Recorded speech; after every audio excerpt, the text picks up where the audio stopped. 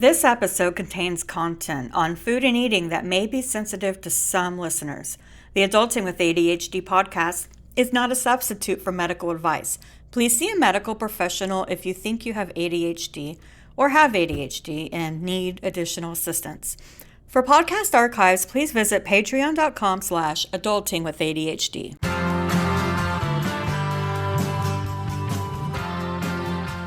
This is the Adulting with ADHD podcast, self-empowerment for people with ADHD. Today, I'm very excited to have with me ADHD coach Liz Brown. Welcome, Liz. Oh, well, I'm so happy to be here, Sarah. Thanks for inviting me. Yes, this is one of my favorite topics. We're going to be talking today about setting and keeping healthy habits. So my first question would be, how did you get into this work? Well, an interesting way. I actually was in health and wellness prior to becoming a coach. And so it's always been a passion of mine. And I found that even in college, when I was, all of a sudden I had all this free time and not a lot of focus, that one of the things that I would do is go out and run and then go sit in the library. So realized that was really something that has helped me. It's helped me with stress. I got into health and wellness as a part-time job. And then through that, ended up doing some group coaching, got into, getting certified for coaching, and then connecting the health and wellness with ADHD because I have several family members with ADHD and I could see the benefits. So just about, being healthier really helps with symptoms. Excellent. So true. What is one of the most important things as an ADHDer we should know about habit setting? Yeah. So with habit setting, I think what happens a lot is that people beat themselves up if they don't do something 100%. And with any kind of habit, there is going to be some stress that comes with it.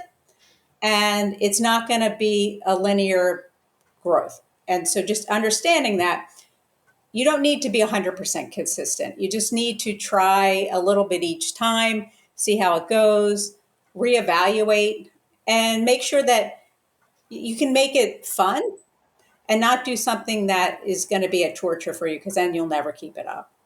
Absolutely. I completely relate to that. When you're working with your clients, do you guys work with anything like habit trackers?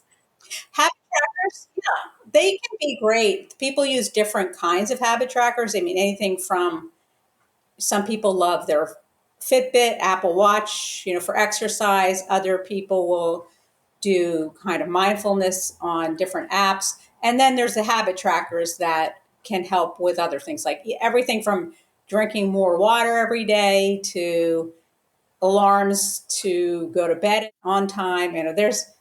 There's an app for everything, as they say. Yeah, totally. I'm going to go a little off script here. I've been using something called a Rocketbook. I just started using it, but it's basically just like a notebook, like an analog notebook, except you can scan what you're writing onto your phone. You can take a picture of it.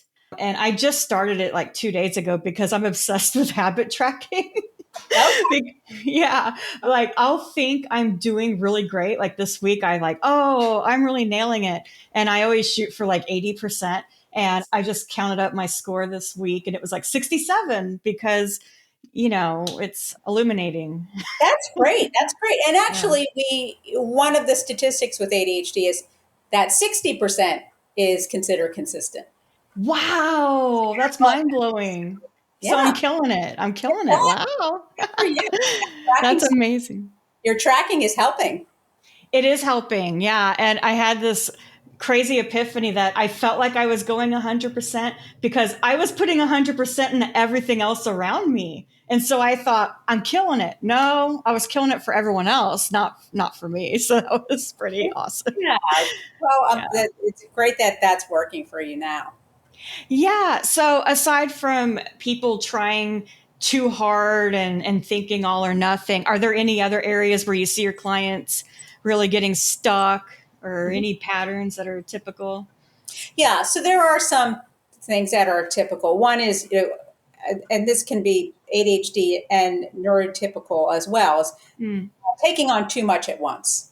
Thinking, okay, I'm going to do this, this, and this. And generally, with any kind of habit change, we want to start small, do one thing at a time, and then just see, how's it going? Do I like it? What's the benefit? What's it taking away from me? And why am I doing this in the first place? That's a big question. Like, why? Like, is Yeah. it just because you think it's a good idea, or is it something that really is going to give you some kind of a meaningful change in your life? So true. So that's important. And the other piece is thinking that it has to be done one way. It's important with ADHD to make things fun, creative, and have a lot of variety. So you Mm-hmm. can have different ways that you're going to move. You can have different ways that you're going to bring more nutrition in. But if you try to just do the same thing day in, day out, it's going to get boring, and that's setting yourself up.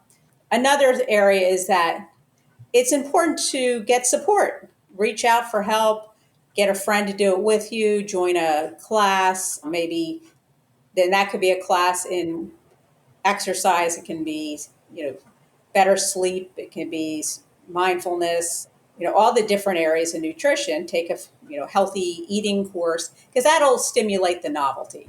I don't know if you've ever been put on a waiting list, but therapy is hard to come by these days. If you need therapy and you need someone to talk to, consider BetterHelp. I've been using BetterHelp on and off since the pandemic, and it's honestly been really helpful when I can't reach my normal therapist. To save 10% off your first month, visit betterhelp.com/ADHDadulting. That's BetterHelp, HELP.com/ADHDadulting.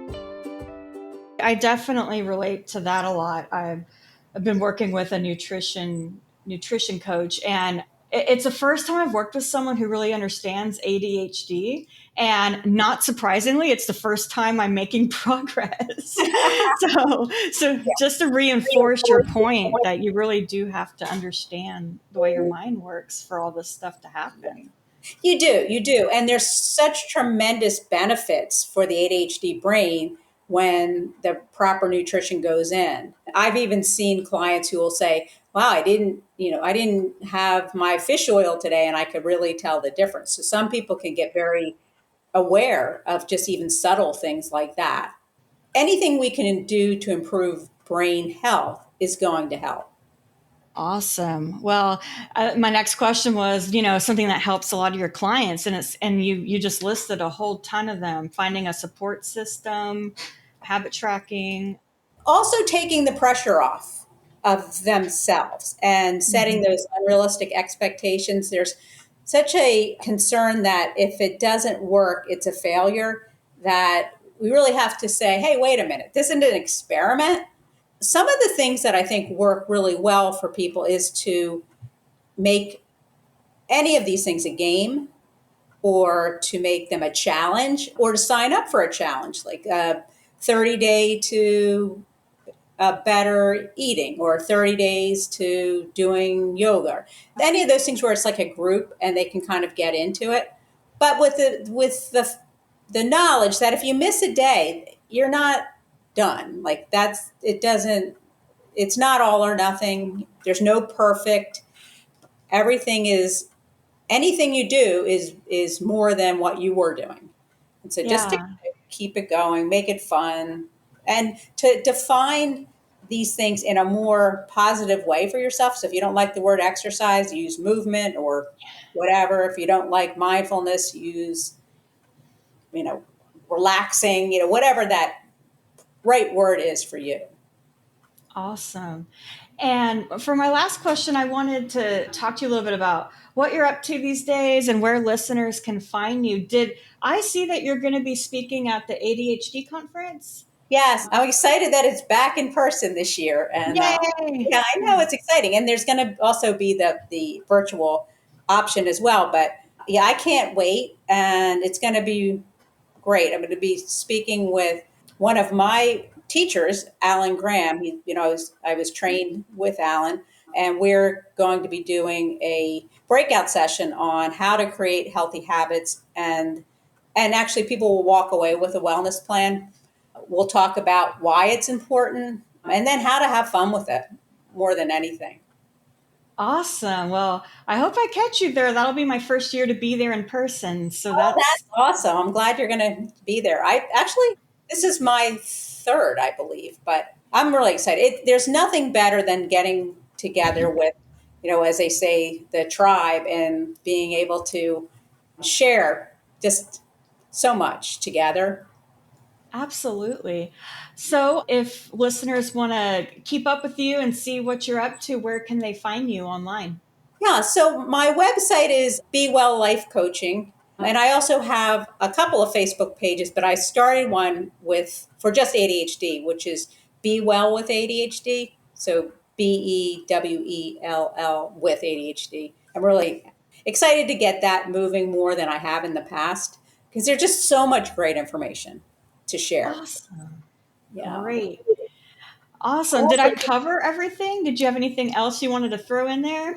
There's so many things that we can say, but I think in a nutshell, some of these things should be helpful to people just to be able to, if there's anything to take away, it's just make it fun, let go of expectations. As I said, consistency, 60%, and that's great. I think neurotypical people, maybe it's 75%, so it's not as high as it's set up. But, start small. And the last thing I didn't say is celebrate when you are able to do something, pat yourself on the back, maybe get a fun outfit if you've been exercising for a month, whatever it is that means something to you, make sure you acknowledge that you did what you wanted to do.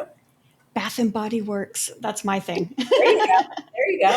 I'm thinking out loud as we're talking. Yeah. Well, yeah, Liz. Well, thank you so much for being here. And it was really great to meet you. Yeah, it was great to meet you, and I hope to see you at the conference. Awesome. Take care. Thanks.